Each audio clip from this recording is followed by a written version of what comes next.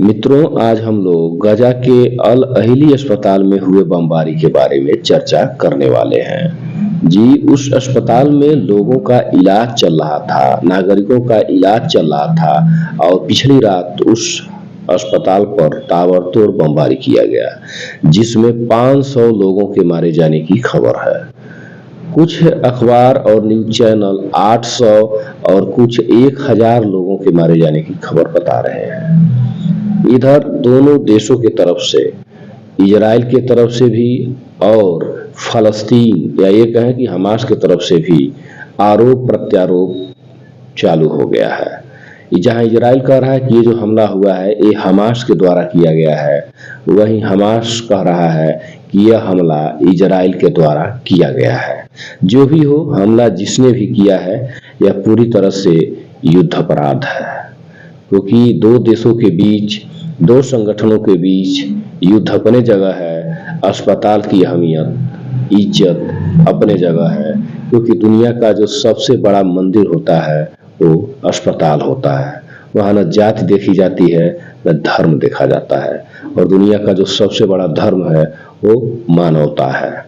आज सुबह अखबार में भी हमने देखा कि फलस्तीन के नागरिक छोटे छोटे बच्चे और बच्चियों को ले खून से लथपथ लेकर के दौड़ रहे हैं। तो अल अहिली अस्पताल में जो घटना घटित हुई है उस पर देश के प्रधानमंत्री नरेंद्र मोदी ने गहरा दुख व्यक्त किया है। उन्होंने पीड़ित परिवारों के प्रति अपनी संवेदना प्रकट किया है और कहा कि जो भी नागरिक हताहत हुए हैं और जो भी इसमें दोषी पाया जाए उसकी जिम्मेदारी तय होनी चाहिए कि वो हमला किसने किया है। क्यों? क्योंकि सबसे बड़ा धर्म मानवता होता है। उधर अमेरिका के राष्ट्रपति जो बाइडेन ने भी यही कहा है, गहरा दुख व्यक्त किया है और साथ ही साथ ये भी कहा है कि अभी स्पष्ट नहीं हो पाया है कि हमला किसके द्वारा किया गया है।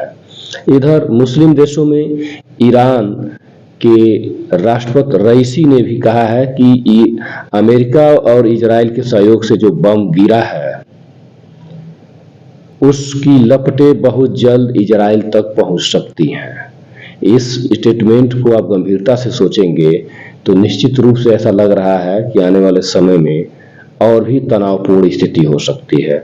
उधर सऊदी अरब के विदेश मंत्रालय के प्रवक्ता ने कहा है कि अब समय आ गया है कि दुनिया को दोहरा मापदंड नहीं अपनाना चाहिए, सबको मिल करके और इस घटना पर कड़ा रुख अपनाने की जरूरत है और जल्द से जल्द इसको समाप्त करने की जरूरत है, सुलझाने की जरूरत है।